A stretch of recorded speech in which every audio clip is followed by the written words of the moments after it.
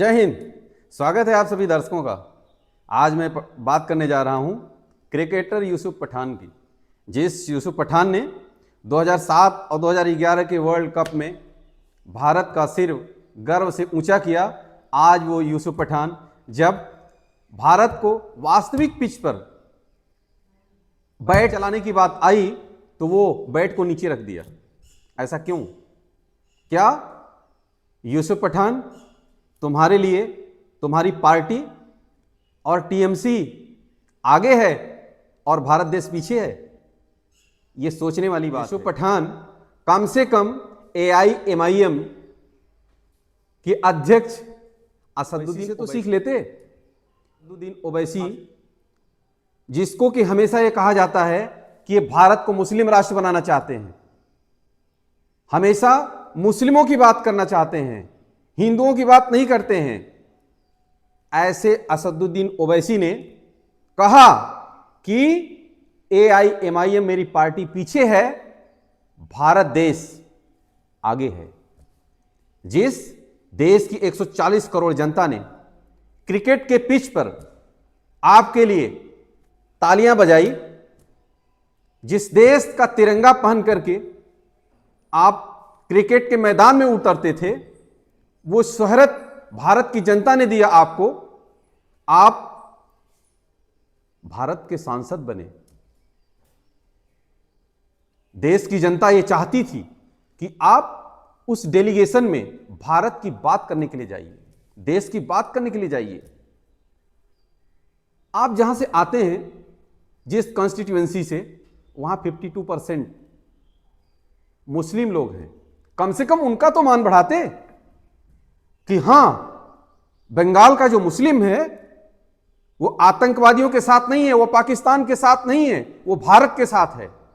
जब वक्फ बोर्ड की बात आएगी, जब NRC की बात आएगी, तो हम भारत सरकार से लड़ेंगे, हम केंद्र सरकार से लड़ेंगे, हम भारतीय जनता पार्टी से लड़ेंगे, अपने हक की बात करेंगे।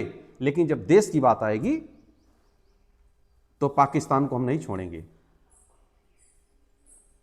जब आतंकवादियों की बात आएगी तो हम आतंकवादियों को नहीं छोड़ेंगे।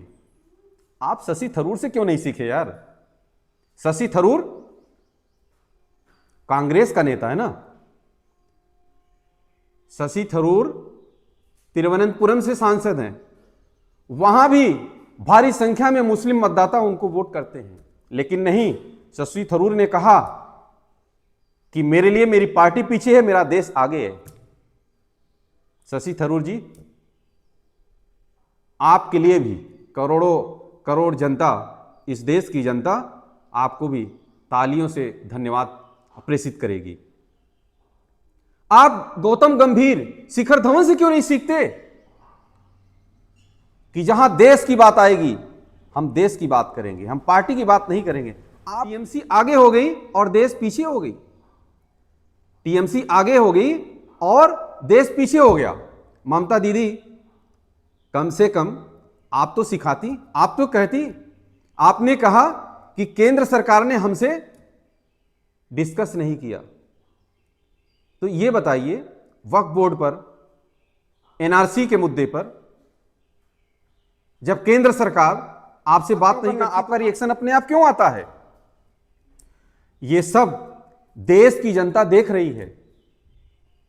देश देख रहा है कि कौन पाकिस्तान का साथ दे रहा है, कौन हिंदुस्तान का साथ दे रहा है।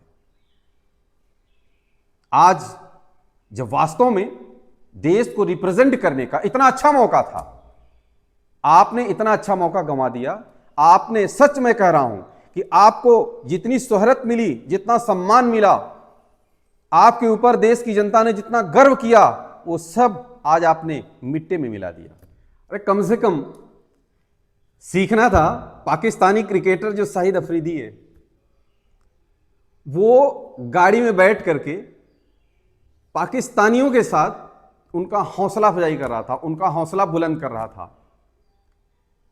देखो, जब कोई बड़ा आदमी का मतलब लंबा आदमी नहीं, बड़ा आदमी का मतलब जिसकी शोहरत और सम्मान हो, जो फेमस हो, जो बड़ी पर्सनालिटी हो, वो जब जनता के बीच में जाता है और अपनी बातें रखता है तो उसकी बात कुछ अलग होती है। आपको यह मौका था, शाहिद अफरीदी से सीखते। ऐसे लोग पाकिस्तान का गुणगान करते हैं, इनको शर्म नहीं आती है कि वो पाकिस्तान जो आतंकवादियों का अड्डा है, जो आतंकवादियों की जननी है, जो आतंकवादियों का धरातल है, उस आतंकवादियों का हौसला अफजाई करते हैं। आपको तो अपने देश की सेना का हौसला अफजाई करना था, अपने देश की सेना के पराक्रम के बारे में बताना था। आपको बताना था कि पाकिस्तान किस प्रकार से देश में, भारत में घुसपैठ के जरिए मासूमों की जान ले रहा है। आपको बताना था कि किस प्रकार से 22 अप्रैल 2025 को 28 लोगों की निर्मम हत्या कर दी गई। आपको बताना था कि उनके बच्चे और उनकी पत्नी, उनके घर वाले उनके सामने बैठे हुए, और किस प्रकार से पाकिस्तान के वो आतंकवादी आते हैं और उनके घर वालों के सामने उनको मार के चले जाते हैं। आपने ये मौका गंवा दिया। क्या देश की जनता आपको माफ करेगी? मैं उम्मीद करता हूं कि मेरे दर्शकों, मैं ये इस बात को आपके ऊपर छोड़ देता हूं कि कमेंट में आप लोग जरूर बताइएगा कि क्या यूसुफ पठान ने क्या ये सही किया? क्या इस प्रकार से करना चाहिए? ये देश पहले है या टीएमसी आगे है? इसी प्रकार से जब मुर्शिदाबाद में हिंदू मुस्लिम राइट हुआ, वहां पर चाय पी करके आप कहते हो कि कुछ नहीं, सब शांति है।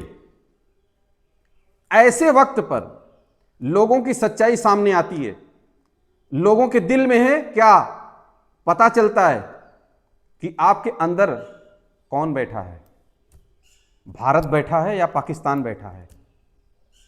ये मेरे दर्शक तय करेंगे, देश की जनता तय करेगी कि आपके दिल में पाकिस्तान है, ममता दीदी है, टीएमसी है,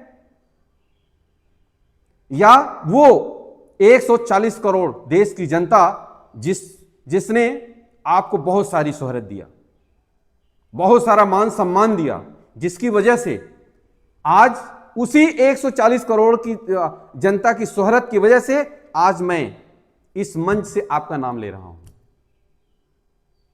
और मैं ही नहीं, तमाम मंच आपका नाम ले रहे हैं।